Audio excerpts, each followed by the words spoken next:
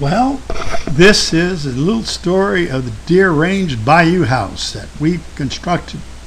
We bought a trapper shack down off of Lake Hermitage. This is what it looked like in '85 in a freeze. That was my uncle's camp. That's our camp. We bought it in '97.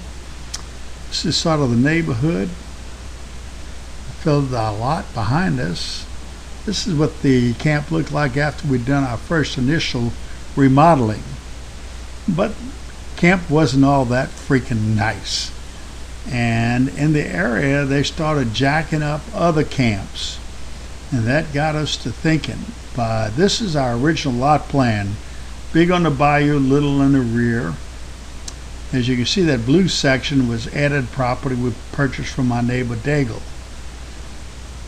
And one of the first events I had there was a Kiwanis crawfish party, and they had a ball. All these good old folks. Yep, took them for a little boat ride, and they had fun. Some great people. Many of them not around anymore. Richard had a great opportunity flying a Piper Cub down to the camp one day. One of his buddies, a doctor, had this Piper Cub, and he took him down there. I don't know if you saw the canal, but today that's a big estate section where a lot of homes are. That's our camp down there. We're hidden under the trees. And this is the area where our camp is located. Yes, indeed. All right, as we proceed, there's a look down our Deer Range Canal all the way out to Lake Laurier. Now in the distance we're seeing Lake Hermitage area. Lake Hermitage is a wonderful little village, been there for many years. These people down there can fish and trap and hunt. This is actually some of the pictures Richard took coming back. And that was going over Algiers.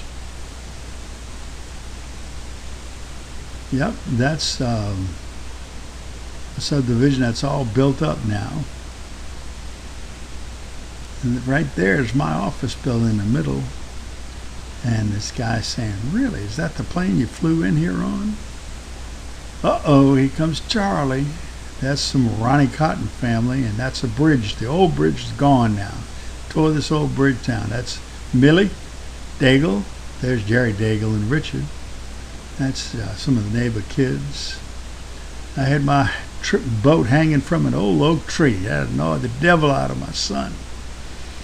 But we finally got it right and built a hoist with a slip when we did some improvements to the camp. That's other camps in there, but it's Daigle's camp underwater. We have these tropical disturbances that bring a lot of water in down there. And these places tend to flood. Fortunately, that weekend, ours didn't take water on the interior. Actually, I don't think we ever got water in the interior of that place. We jacked it up fast enough where we weren't in that problem. But many of the neighbors had houses that were lower than ours, and they would take water. That's the Coleman's home there. Yep, that's looking down the Deer Range Canal at the different places.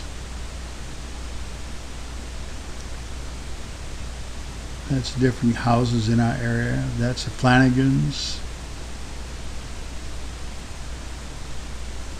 Yep, there's old Whitey. He's deceased now, and Verdi, and another fellow. She was quite a gal, raised 6 boys there.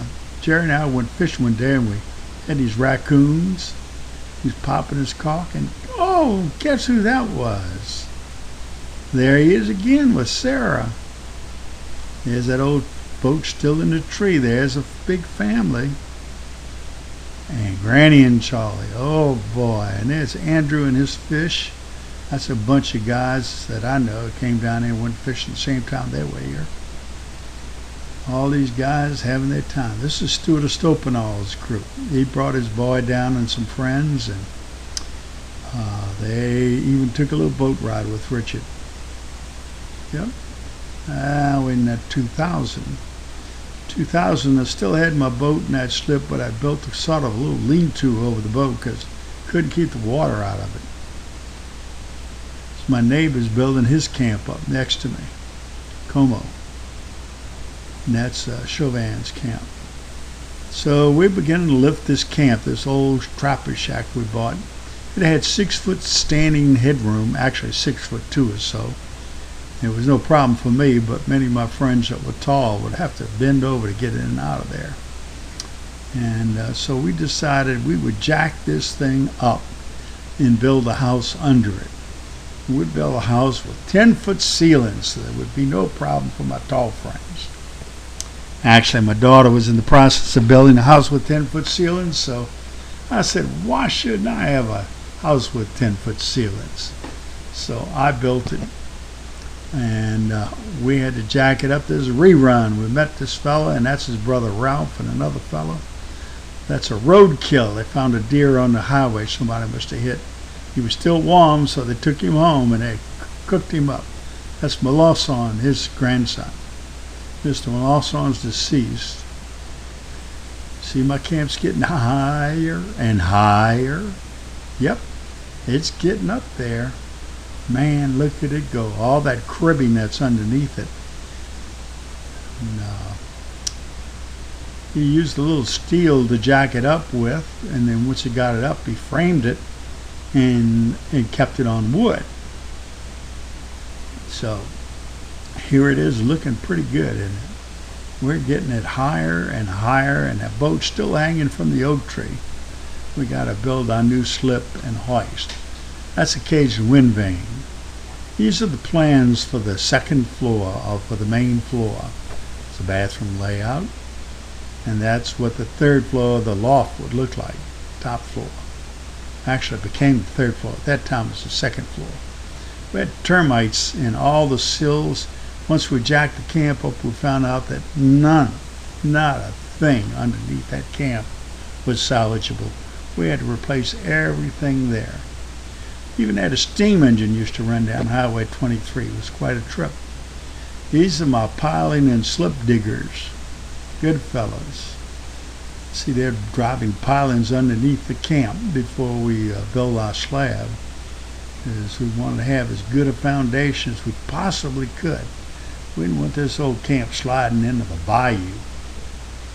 As you can see, they're doing their underground and farming up. Pretty soon the plumber's going to be there, and he's going to start dropping his lines in. There's Daddy and Charlie. Yep. We had a mucky day going on down there. This is Andrew doing his dog with chores at catching that gizmo. Yep. Nothing like a good old Labrador dog. Here they are. Here he is, working with his dog. Oh, he loved that dog. There's Charlie and Richard and Andrew and the dog. Now the plumbing's gone in, and this is the plumbers. What a bunch.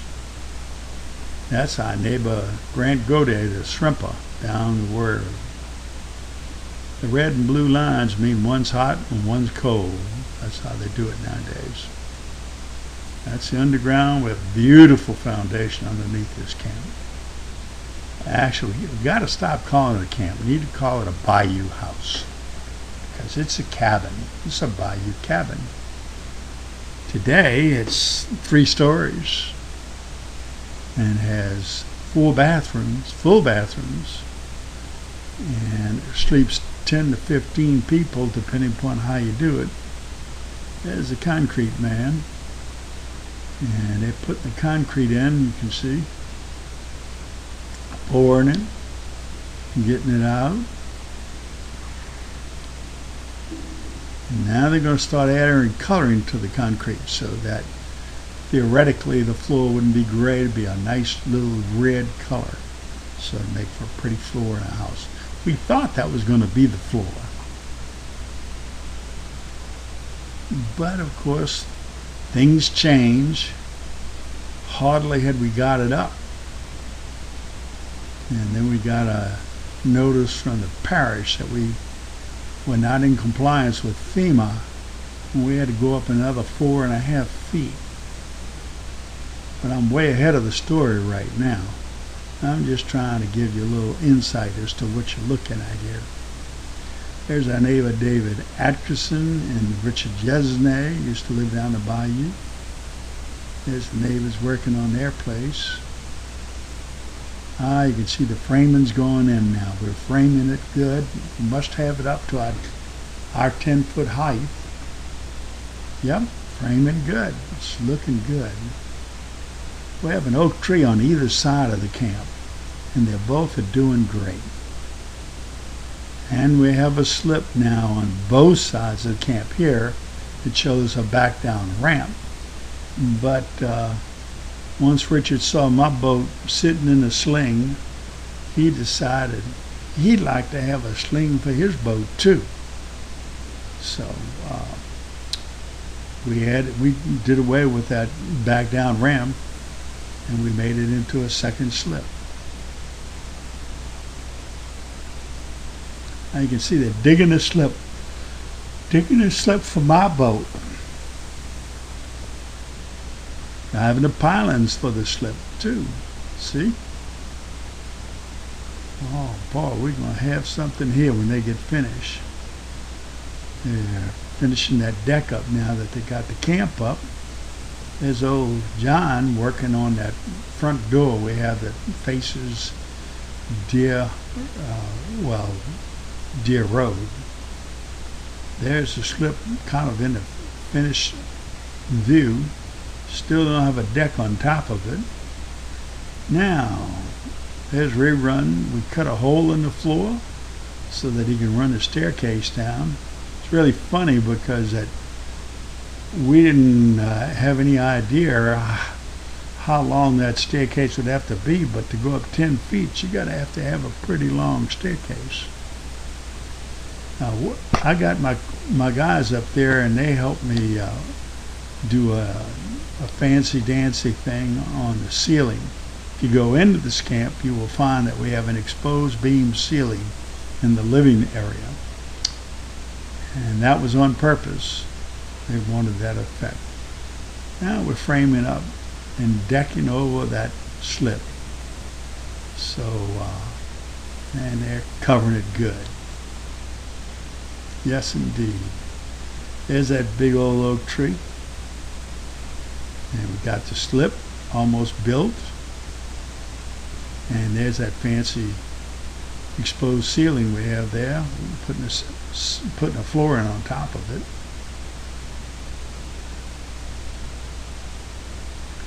All the flooring's just about done. We got a little Cajun weather vane hanging out, trying to be neat. There's that staircase. There's the deck. Now guess what we're going to have to be doing pretty soon. With all that framing, somebody's going to have to do the sheetrock work, right? Yep. Well, we had some mighty good sheetrockers. Richard and the O'Brien boys, Kevin and Andrew, I believe, and Sean. I believe those guys helped us. Wish I'd have known then what I know now. There are inexpensive lifts you can get to put sheetrock on ceilings. Those days we had to muscle it up, and that was no easy project. As you can see, there's a plumbing. Now we have a sewage treatment plant on this property, and so we have to build a little shelter, which is right there, to hold the pump and aerator, which constantly blows air into that tank, which agitates it and gets the bacteria working. Now we're studying boat hoist, because we got to put a boat hoist in underneath our shed to hang our boat. Oh, my brother came to visit. I got very ill in April, and this is in June now. He's here, and I'm on the mend. Then I get this work order stoppage by the parish saying, hey, you gotta build that camp higher. You can't build it on the ground. FEMA says it's gotta go up. Here's a little fishing trip we did on the side one day. Free run. And his nephew had fun. Didn't catch a whole heck of a lot that day, but caught enough to make people happy. So this is what the camp looks like as a two-story camp. Of course, pretty soon we're going to be jacking it up and making it a three-story camp. And you're going to see that in just a minute. Rerun had to put some braces. You can see those braces to support that porch. We have a third-story porch. Actually, it was a one-story porch at one time, but as we jacked it up, it became a two-story porch cover, and now it's a three-story porch cover. So it's way up in the air with knee braces. That was a new one on me.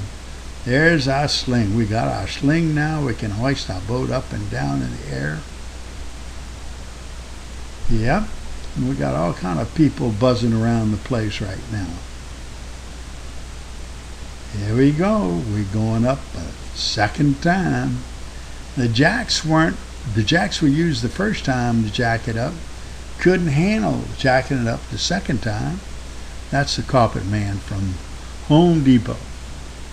And that's the welder who was doing the welding. We decided to do steel to support the two structures because you needed something to get it up in the air like that. And that was our best choice, and I'm glad we did it. At any rate, so here the welder is trying to tack it all together so that we'll have a good solid base in which to jack. And I was going to say, the jacks that we had to jack it the first time just weren't strong enough to jack the two of them up, because the building now weighed more than 50% more, because the lower section had more timber in it than the top section. And we ended up having to buy a little bit fancier jack, heavier grade, to get it up. But Rerun was quite a guy. He was a can-do-that man. That's our neighbor with her grandson. And that's my neighbor's wife's husband, Renee Coleman. At any rate, it was a learning experience, jacking a camp twice, and framing it, and sheetrocking it. Yes, indeed. As we were jacking it, by the way, my friends Eric and John and I had to insert these flooring joists in between these beams so that we'd be able to lay some wood floor on top of it. And the higher Rerun got the building, the harder it got for us to get those joists in. Fortunately, because these were I-beams, you could slide them right in the I-beam, and it worked great. Now he's beginning to build his storage lockers downstairs. All of our rooms are in compliance with FEMA. We have knockout walls, blowholes. That's John McWhirter and his step-grandson, who is no longer a step-grandson. At any rate, there's my sheetrock crew just going to town. There's my neighbors, the Flanagans. This is the kitchen on the third floor, so we have two floors with kitchens, full kitchens. There's a bathroom on the third floor. There's two bathrooms on the second floor. Here's Beth and Therese kissing their fish they just caught. And they just love those fish. Had a big time with them. Now, the camp's really taking shape now. It's looking like a three-story camp. Rerun had to build steps, though, to get us all the way up there. And we had some fancy step work done.